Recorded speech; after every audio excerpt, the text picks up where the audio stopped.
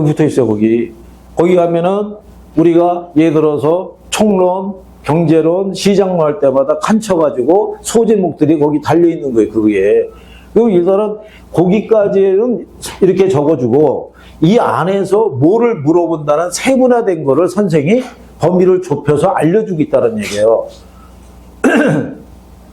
설마니 이렇게 나오겠냐고요, 이게. 그러면 여러분들이 투자 이론에서는 우리가 뭐를 중점으로 정리해야 된다고 했어요? 어? 투자 이론에서는. 여러분이, 자, 우리가 투자를 할 때는 실물 자산에도 투자할 수 있고 화폐 자산에도 투자를 할 수가 있어요. 그죠? 그럼 여러분들이 만약에 1억이라는 돈을 가지고 은행에다가 이 돈을 예치를 하죠. 우리가 은행에다가 예금을 하는 이유는 뭐예요? 예금을 하는 이유는 미래 더 큰 소비를 하기 위해서 현재 소비를 내가 참는 거예요. 그래서 우리는 예금 적금 상품에 가입을 하는 거예요. 그러면 여기 은행의 입장에서 볼 때는 이 돈을 조달을 받았죠.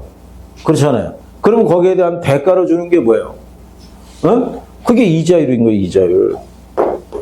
그러면 은행에서 여기서 주는 무슨 이자율? 이자율이라는 건 여기에 대한 대가인 거예요. 뭐에 대한 대가? 현재 소비를 참는 시간에 대한 대가를 지급하는 거예요. 왜? 여기다 예금을 한 다음에 1년이 경과한 시점에서 내가 예치한 돈을 다시 회수할 때 원금을 그대로 회수할 수 있어요, 없어요? 회수할 수 있고 1년 사이에 만약에 이자율을 1% 주기로 했으면 1%의 이자 수익도 내가 수취를 했을 거 아니에요. 그렇죠? 그런데 이 사람이 만약에 1억이라는 돈을 가지고 어디다 투자했냐면 부동산에 투자했어요. 자, 부동산에 투자를 했을 때 1%의 수익률이 발생한다면 투자해야 안 해요? 안 할 거 아니에요? 이거보다는 더 큰 수익률을 요구할 거 아니에요? 왜 그래요? 왜?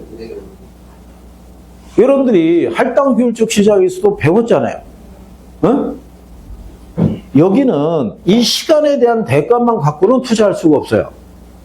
여기다 1억을 투자할 때 나중에 원금을 그대로 회수할 수 있다는 보장이 있다 없다? 없어요. 임대 수익도 보장이 된다 안 된다? 안 되는 거예요. 그러니까 시간에 대한 대가에다가 무슨 대가? 위험에 대한 대가까지가 가산이 된 수익률이 주어져 있을 때만 나는 투자할 수 있다는 거예요. 그죠? 그러면 여기 있는 이 투자 이론에서는 투자자가 미래 수익을 위해서 자산을 투자 운용을 할 때 거기에 대한 대가를 결정할 때는 시간에 대한 대가뿐만이 아니라 위험에 대한 대가도 고려해야 되잖아요. 그렇죠? 그러면 투자자는 여기서 투자에 관련된 위험과 수익에 관한 것을 기본적으로 알고 있어야 된다는 거예요. 그래서 여기 단원에서는 출제할 때 제목이 부동산 투자의 위험과 수익이라는 제목을 달고 꾸준히 나오는 거예요. 양쪽을 알고 있느냐? 아니면 위험만 따로 물어볼 수도 있고 수익률만 따로 물어볼 수도 있어요, 없어요? 있을 거 아니에요. 그럼 거기에 관한 것만 정리하면 되는 거예요. 그죠?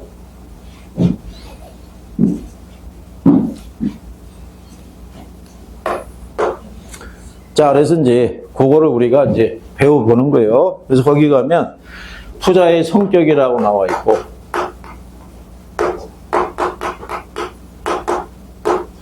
자, 투자의 개념이라고 나와 있어요. 거기 보면 투자란 현재 지출과 미래의 수익을 뭘 한다?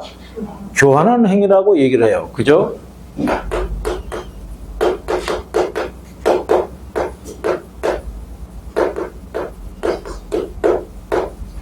근데 문제는 현재 내가 지출하는 돈은 확실해요.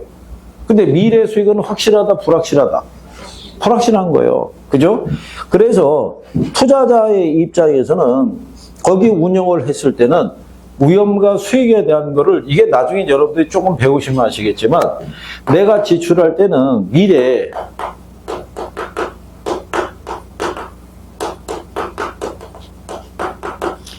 나름대로 기대하는 수익률이 있어요, 없어요?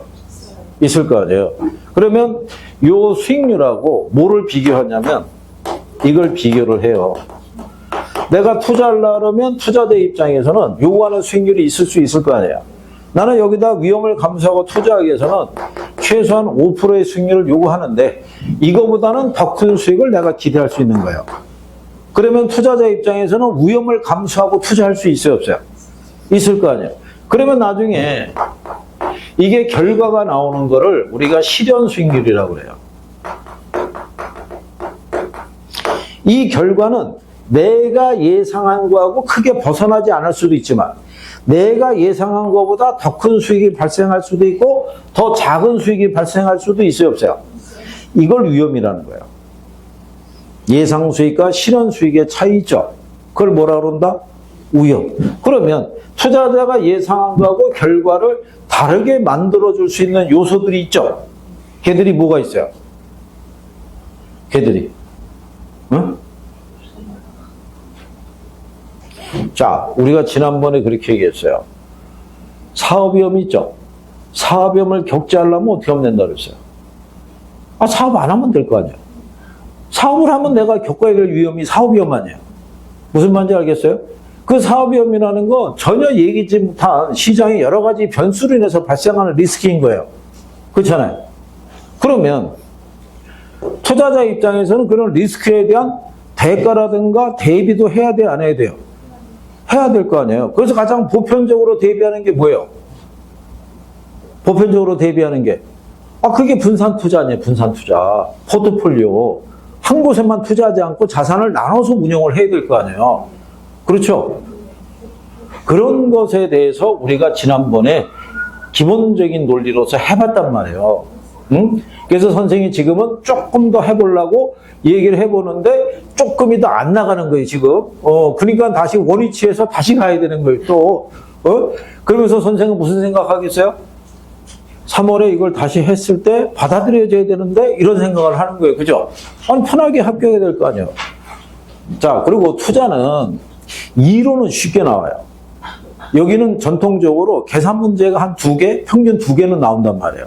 그러면 난이도는 계산 문제로 잡는 거예요. 출제자들이. 대신에 이론은 쉽게 줘요. 이론을 쉽게 주는 이유가 뭐냐면 계산하고 용어가 어렵다고 생각하니까 학생들이 여기를 공부를 안 해. 그러니까 이론을 쉽게 줘도 틀리는 거예요. 6문제가 나오면 최소한 반타작은 해야 될 거 아니에요. 반타작은. 응? 다 틀릴 수는 없잖아. 응? 여러분들이 경제 어렵고 투자 어렵고 금융 어렵고 간평 어렵다고 해도 걔네가 평균적으로 다 6문제 정도 나온다고 가정했을 때 다 틀리면 곤란해요. 최소한 반타작은 해야 돼. 그래야지만 무난하게 6점 이상 맞으면서 합격해서 나갈 수 있는 거예요. 자, 그리고 그 밑에 보게 되면 이번에 투자, 그 다음에 투기, 3번 이렇게 나와 있죠? 투자하고 투기. 거기 개념에 보면. 네?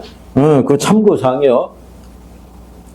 190페이지. 투자론 제목, 거기 가면 개념에 1번에 지금 투자라 이 현재의 지출과 미래의 수익을 교환하는 행위다. 요거 아까 설명했잖아요.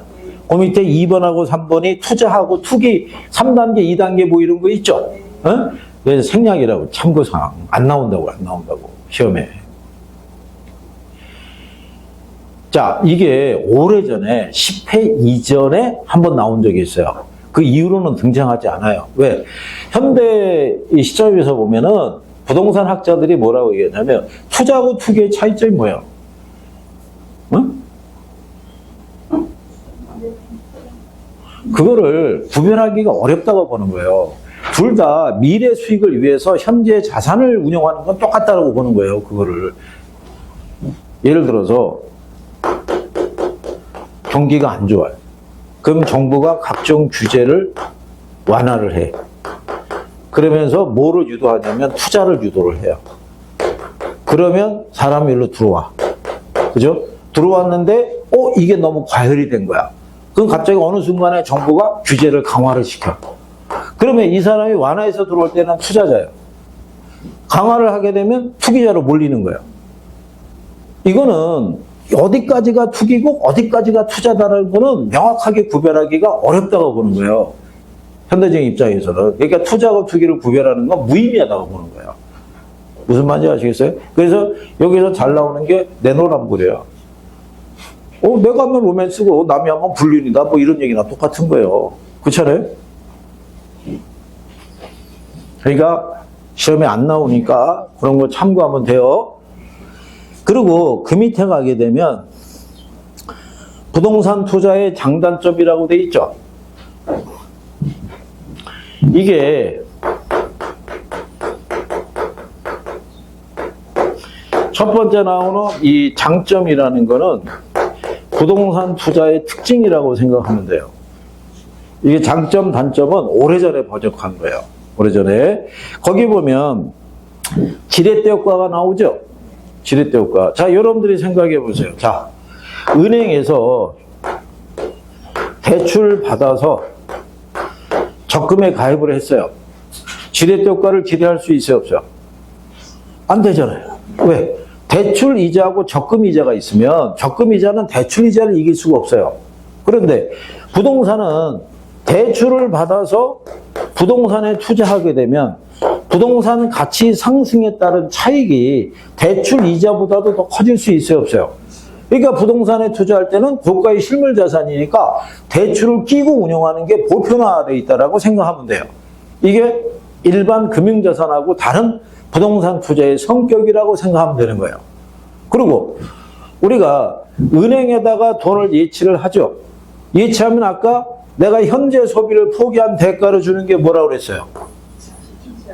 그러면 이자 수익을 수취할 수 있지 원금이 커지거나 줄어들거나 그러지는 않는단 말이에요. 그런데 부동산을 내가 투자를 하게 되면 임대 수익도 기대할 수 있지만 부동산 가격 상승에 따른 차익도 기대할 수 있어요, 없어요? 그래서 부동산에 투자할 때는 소득이득과 자본이득 중에서 하나만 보고 투자 운용하는 사람도 있는 거예요. 두 개가 만약에 다 얻을 수 있는 부동산이 있으면 좋은 부동산이에요. 그런 부동산을 볼 수 있고 그런 안목이 있으면 그 사람이 시장에서 돈을 많이 버는 거죠. 가는 왜 연예인들 그 기사 나오죠. 몇 년 전에 얼마 주고 샀는데 차익이 얼마고 막 나오잖아요. 그죠? 그러면 걔네들이 그것만 부각이 된 거지 그 사이에 임대 수익은 얘기는 안 하잖아요. 그럼 당연히 그걸 공실로 두지 않고서는 임대를 줬을 거 아니에요. 그러면 그 기간 동안에 임대 수익도 얻었을 거 아니에요. 그 다음에 팔았으니까 거기에 따른 뭐도 차익도 이거 자산의 투자 운영을 잘한 거죠. 그렇잖아요? 그리고 여러분들이 나중에 현업을 했을 때 투자자들의 입장에서는 고객들의 입장에서는 그렇게 남겨주는 물건을 소개해주는 중개업자를 신뢰할 수밖에 없죠. 글로 갈 거 아니에요, 글로. 뭐 사람이 몰리면 당연히 수수료에 대한 수익도 커질 것이고. 그죠? 그 여러분들 돈 모아서 여러분들 건물 하나 살 수 있어, 없어? 건물 하나 살 수 있을 거 아니에요. 그죠? 그러기 위해서는 일단은 자격증을 따야 뭘 해볼 거 아니에요. 자격증을 따야. 아니, 꿈은 원대한데 자격증이 있어야 뭐 펼쳐볼 거 아니에요. 그죠? 그 열심히 해야 될까, 열심히. 응? 오늘 안 나온 최천여, 오전에 오늘 오기로 했던 정총각, 내가 경고한 거예요, 지금. 다음 주에 또 한 번만 더 안 나오게 되면 공개적으로 이름도 공개할 수 있어. 내가 거기, 정총가 저기 헬스장 가가지고 내가 붙여놓을 거야, 거기다 갖다가. 자, 그런 얘기예요. 그리고 지난번에 얘기했어요. 거기 구매력 보호 있죠? 부동산은 인플레 해지 역할을 할 수 있다고 그랬죠? 자, 인플레가 발생했다는 얘기는 여러분들이 물가가 상승하는 게 인플레가 발생하는 거죠? 인플레가 발생하면 화폐 가치가 어떻게 돼요? 떨어지잖아요. 그러면 실물 자산인 부동산 가치는 거꾸로 상승하는 결과를 초래한다는 얘기예요. 방어적인 역할을 하는 거예요. 그죠? 그것도 예상치 못한 인플레는 방어적인 능력이 떨어져요. IMF 때처럼. 그런데 일반적으로는 그렇다 이런 얘기. 그리고 그 밑에 보면 안전성과 수익성에서 유리한 편이라는 것도 있죠. 그건 가로치라고 그랬어요. 그렇게는 안 나온다는 얘기예요. 부동산에 투자해서 안전하다는 얘기는 내 땅을 누가 포할 수 있는 것도 아니고 물리적인 실체에서 얘기하는 거지. 부동산에 투자한다 해서 수익의 안전성이 보장이 되는 게 아니잖아요. 그러니까 이거 오래전에 번역이 된 거예요. 그러니까 그런 표현은 안 쓴단 말이에요. 그러니까 참고하셔도 되더라 이런 얘기예요. 무슨 말인지 알겠죠? 그리고 지난번에 얘기했지만 그 소득이득, 자본이득은 얘기했고 그 소유의 긍지라고 나와 있죠? 지난번에 얘기했잖아요. 소유의 긍지가 어떤 의미겠어요? 소유의 긍지가 아니, 내가 청담동에 건물 하나 갖고 있으면, 그죠? 뭐 동창회 나가가지고 어디 살아? 청담동. 그러면 더 이상 안 물어본다고 그랬잖아요. 그렇게 밖에는 유추할 수가 없잖아요. 이렇게 유추 대상이 되는 단어는 안 나온단 말이에요. 그래서 그때 얘기해 준 게 그거잖아요. 소득의 연기라고. 소득의 연기가 뭐겠어요? 노후 대비. 응? 그러면 소득의 연기, 여기 나온 것처럼 소유의 금지 이런 표현 나온다 안 나온다? 안 나와요. 불분명한 거. 그냥 참고하시라는 얘기예요. 그러니 그것까지 포함해서 정리하지 마시라 이런 얘기예요. 그죠? 그리고 그 밑에 나오는 게 단점이라고 나와 있죠. 단점은 지금은 위험이라고 얘기해요. 그러니까 옛날에 원문이 리스크라고 그러면 옛날에 리스크를 단점이라고 번역했다 그러면 그 이유는 뭐라고 번역한다? 위험이라고. 그러니까 이게 뒤에 가면 나온단 말이에요. 거기 단점에 가게 되면 자 거기 보면 유동성 위험이라고 나와 있죠. 이번에 보면 사업상 위험이 있고 금융상 위험이 있다라고 있어요 없어요? 있잖아요. 그걸 페이지를 넘겨서 어디를 가보시냐면 자 200페이지 가보세요. 200페이지 가면 자 부동산 투자의 위험 거기 별표 하나 안 돼 있어요? 돼 있잖아요. 거기 보면 사업 위험이 있죠. 금융 위험이 있죠. 유동성 위험 거기다 있어요 없어요? 있을 거 아니에요. 그러니까 이게 중복이란 말이에요. 중복. 그러니까 앞에서의 그 내용은 우리가 굳이 할 필요는 없다 이런 얘기고 그리고 거기 우리가 가서 봤을 때 그 6번 지문에 보면 불가역성과 불가분성이 있죠. 이런 표현도 안 나와요. 네? 이거 오래전에 쓴 거예요. 한문. 네? 여러분이 만약에 여기다가 한문이 집어놔도 이걸 모르는 사람도 있는 거예요. 부동산 투자를 한번 선택하면 되돌리기 힘들다는 거고 부동산 투자는 쪼개서 투자할 수는 없다는 얘기예요. 주식은 가능해요? 불가능해요? 주식은 가능해요. 근데 부동산은 그게 어렵다는 거예요. 그냥 그런 취지로. 그리고 뒤에 가면 지렛대효과라고 있어요 없어요? 네, 그럼 별표해야 돼요. 지렛대효과는 이론도 물어볼 수 있고 계산 논리도 물어볼 수 있다라고 얘기했어요. 192페이지에 가면 지렛대효과라고 있죠? 네. 잠깐 쉬었다가 지렛대효과부터 해보죠.